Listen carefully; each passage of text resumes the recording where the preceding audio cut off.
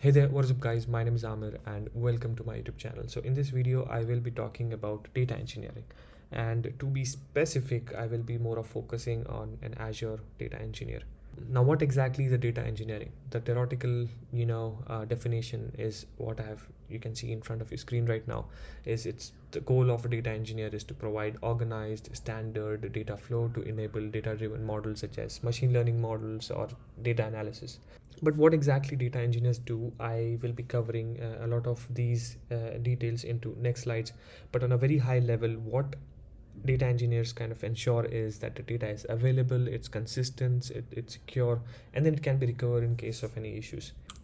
Now, speaking about the example, so let's say you have a business which is a clothing brand and you have a lot of users.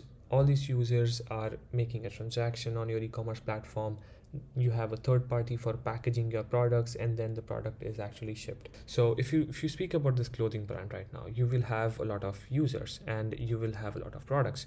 So these products, they will be stored somewhere in a database. The data about the users will also be stored in a database. Let's say you have a lot of different payment gateway providers. So each payment gateway will be helping the users actually in transacting whenever they're buying a product, and then your request go to packaging, again to shipping. So if you look at each entity right now, each entity in this example is going to capture and create a lot of data. Simple example is whenever a user visits a website, he will be generating a view. He will be sharing with Google Analytics the location of him, right, or her. At the same time, whenever a user creates his profile, he will be adding all the details like his age, his gender, and a lot more things. And then when he's making a transaction, the transaction can be done by multiple different payment gateway as we discussed. And think of one payment gateway right now, let's say PayPal will make an entry that this user for this product has made a purchase, or maybe this is your reference ID from the clothing brand on which the user made a purchase. And when the transaction is complete and you send this information to packaging, packaging will mention all the details, like since it's a third party, it will say, oh, we are using this type of packaging for this product because it's of this size. So all that information will be stored over there, and it is ready for shipping. Your package will be sent for shipping to a delivery service like DHL, Blue Dart, and Blue Dart will actually again keep a track of the address where it has to send this, where he has to ship this product, and a lot of details like the time slot on which the product will be delivered. Now, all this data is basically just generated every time a transaction is made, and it goes on increasing. So let's say almost 1,000 transactions are covered on a daily basis, and they are from all these different systems, right? The shipping is from DHL or Blue Dart, the packaging is from some XYZ vendor, the transactions are done by PayPal or Google Pay, the users are from different location, and that is stored in your SQL database. The clothing inventory is again stored in a different SQL database or maybe a database. So all this information needs to be captured. It has to be placed into a centralized location where it can be easily be accessible. It has to be consistent.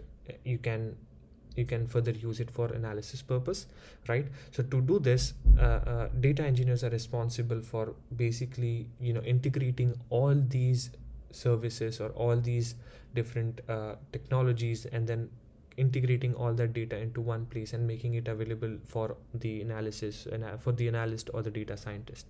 And on a high level, this really explains what is happening, right? So on the left hand side, the data is created and then captured, and then it is integrated into a common platform or a location, and then it is made available on the right hand side to the analyst and the data scientist, right?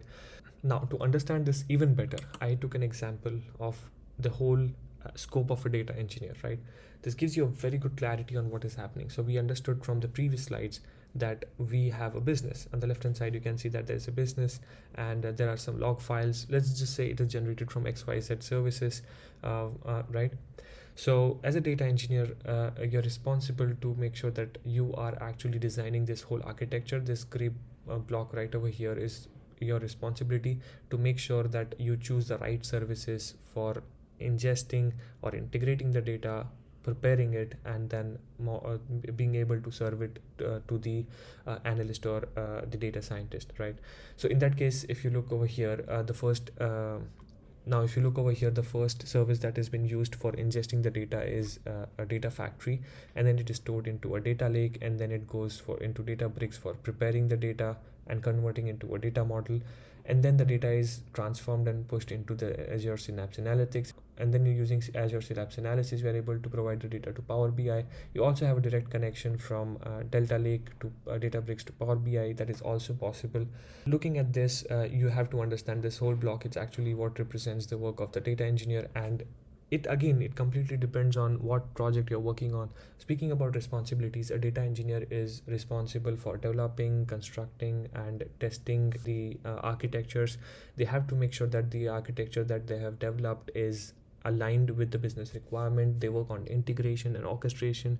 Now, these are like a little bit complex term, but they are not really that complex when it comes to implementation. So integrating is basically connecting to a source system and making sure the data is integrated all the way to your data lake. And orchestration is planning this whole process and communicating with the service, and orchestrating this whole process to achieve this whole solution, right? Now, you're also responsible for, as a data engineer, you're also responsible for building complex pipeline for data processing. You identify how you can improve the data reliability, efficiency, and quality.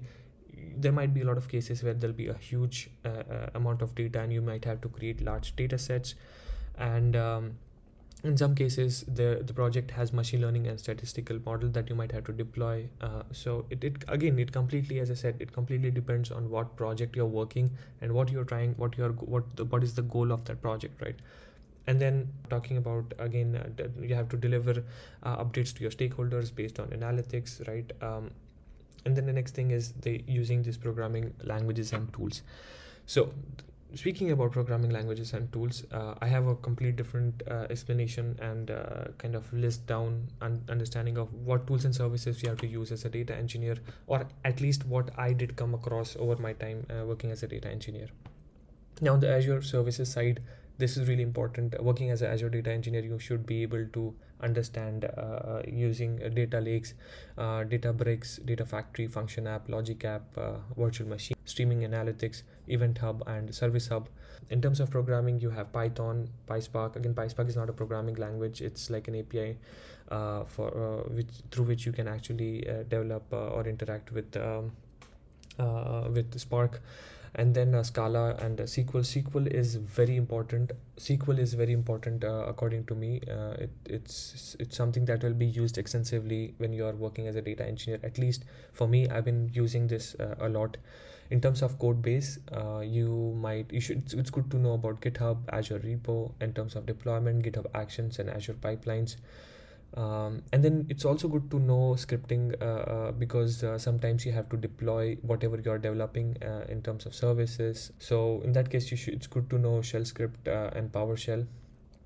In terms of tooling, you can use Data Studio. Visual Studio is the most common that I use a lot during my work as a data engineer, and it's very, very rare that I have used Azure Storage Explorer.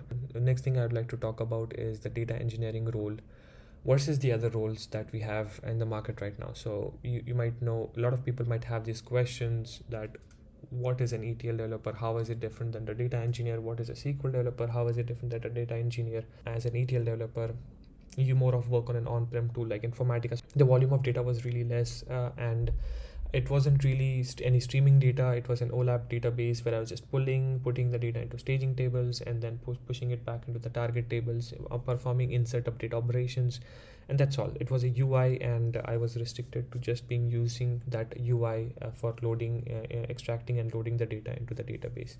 I do not really have any experience working as a SQL developer again, but what they work on based on my knowledge is on OLTP database, where you have a system like the e-commerce platform was an example, right? So from the e-commerce platform, a lot of people are continuously transacting. Something goes wrong on the back end. That's where SQL developers come in. They update or delete those records. If something is going wrong, they maintain the databases. They maintain the key relationships that you have in the tables, and they prepare a lot of SQL queries. As a data engineer, you have to work on ETL or ELT. So that you can see this as the part of the ETL developer. You have huge amount of data.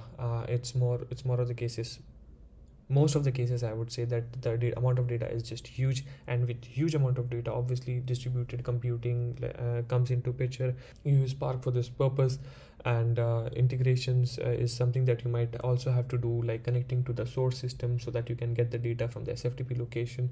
And you also design this whole solutions, right? You have to think of how you can fit this according to the business need, and you'll be working on cloud services, and you will be dealing data both batch and streaming. So with this, I think I at least gave you a general idea on what data engineering is and what I have been doing as a data engineer. I think the architecture, the sample architecture, the example should really help you out in understanding this whole data engineering, and cover as much as questions you might have in your mind. But let's say if you still have questions, if you still want to understand something, maybe something I did not cover in this video, please feel free to comment in the video, and yeah, I will try to respond as soon as possible. Thank you for watching this video. If you haven't subscribed, again, please do subscribe to my channel, like this video and hit the bell icon, and catch you guys in the next one.